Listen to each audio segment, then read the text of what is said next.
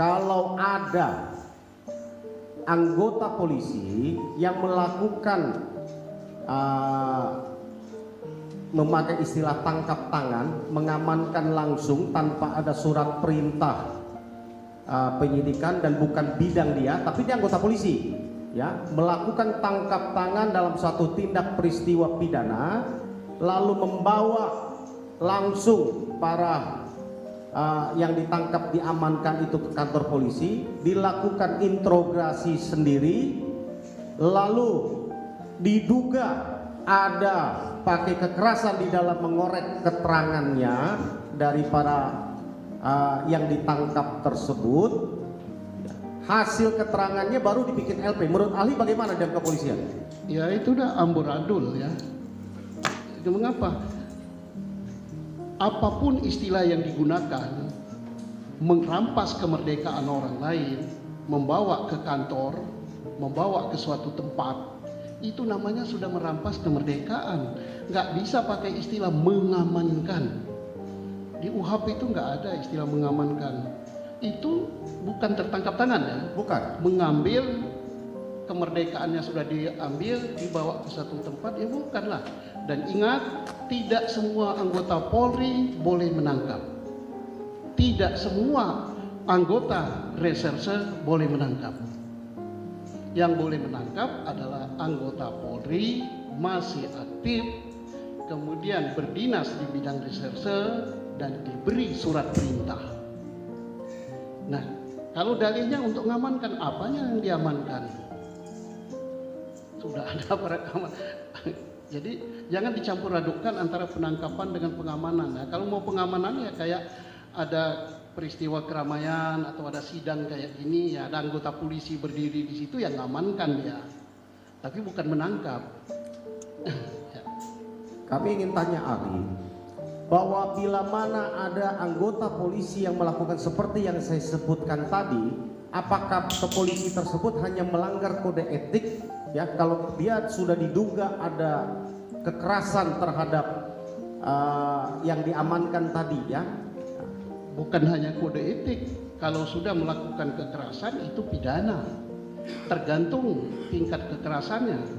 Kalau bisa kena 351, bisa kena 352. Dan apabila dilakukan oleh anggota Polri itu harus diperberat. Dan ingat, Indonesia punya sudah ratifikasi konvensi internasional tentang anti penyiksaan. Karena dulu tahun 2002 berapa itu 12-an kita termasuk negara yang dikucilkan di dunia karena kita tidak meratifikasi masalah itu. Dan di Indonesia dikenal sebagai masih terjadi kekerasan-kekerasan oleh aparat. Nah, makanya kita meratifikasi itu. Jadi harus betul-betul itu dihargai gitu ya.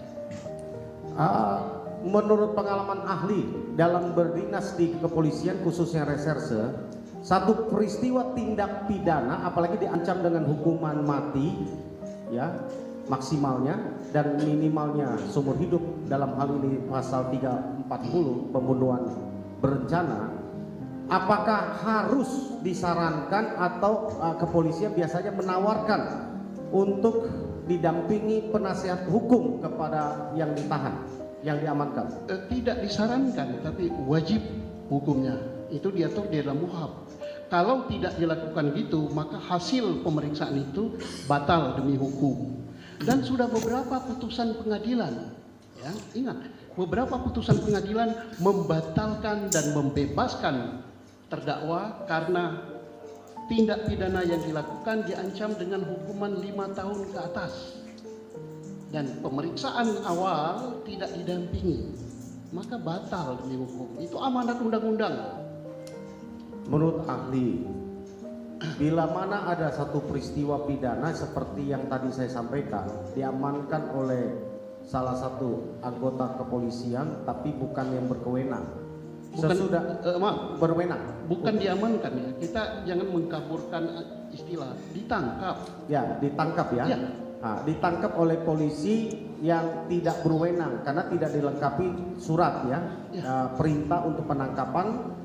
Lalu mengadakan interogasi sendiri, ya diduga ada tadi penganiayaan sendiri tadi itu ya, untuk mendapatkan pengakuan dari yang ditangkap tadi ya, dan kemudian dibuatkan LP, lalu dalam tempo 24 jam ya, kurang dari 24 jam, misalnya satu peristiwa ditangkap di pukul 16.00 ya, lalu si tersangka itu dilakukan interogasi, lalu 18.30 dibuatkan LP, pukul 20 sudah naik sidik, sudah ada sprintnya, pukul 21.22 sudah keluar sprint penangkapan. Si yang ditangkap itu masih ada di kantor polisi semua.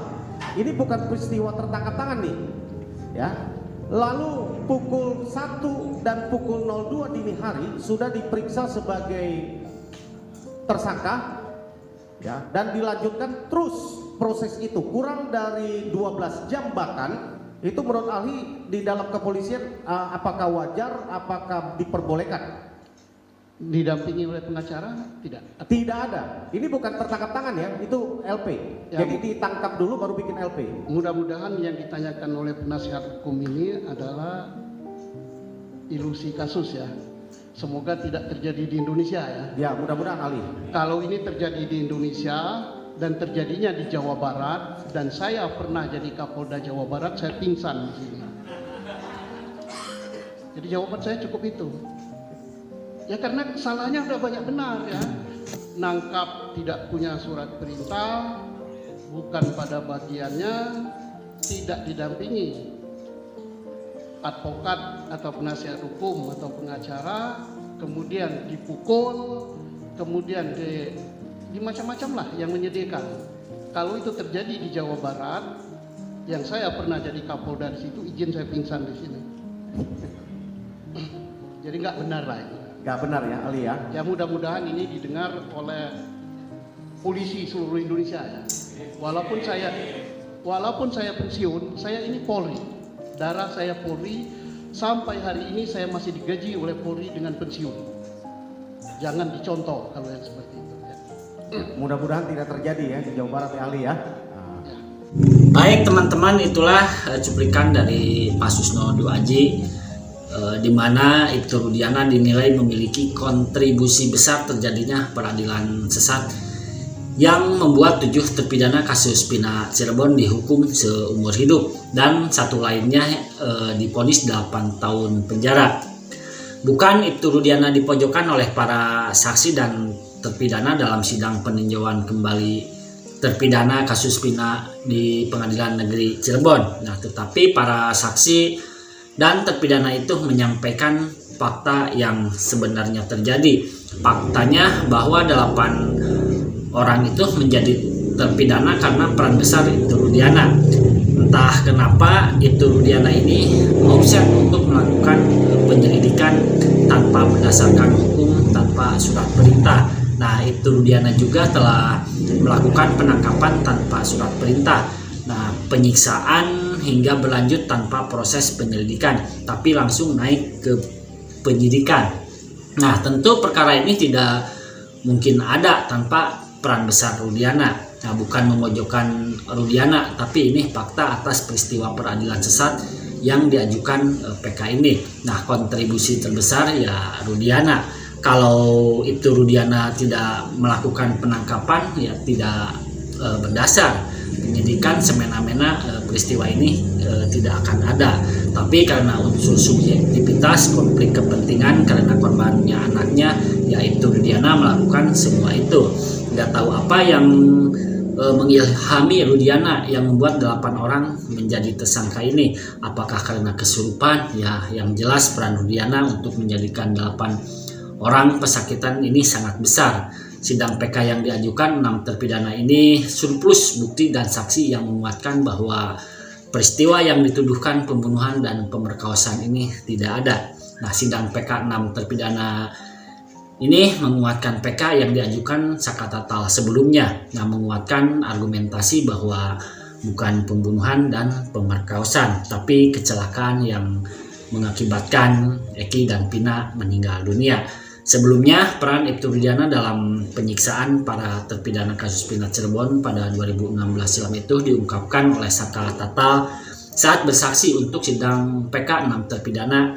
Ternyata Ibtu Rudiana tak hanya membiarkan anak buahnya menyiksa para terpidana kasus Pindah Cirebon ini secara kejam, tapi juga ikut menyiksa. Nah, hal ini diungkap oleh Sakala Tatal saat menjadi saksi di sidang peninjauan kembali terpidana kasus Pindah Cirebon di Pengadilan Negeri Cirebon pada hari Kamis 12 September 2024. Nah, baik teman-teman, itulah informasi hari ini. Wassalamualaikum warahmatullahi wabarakatuh.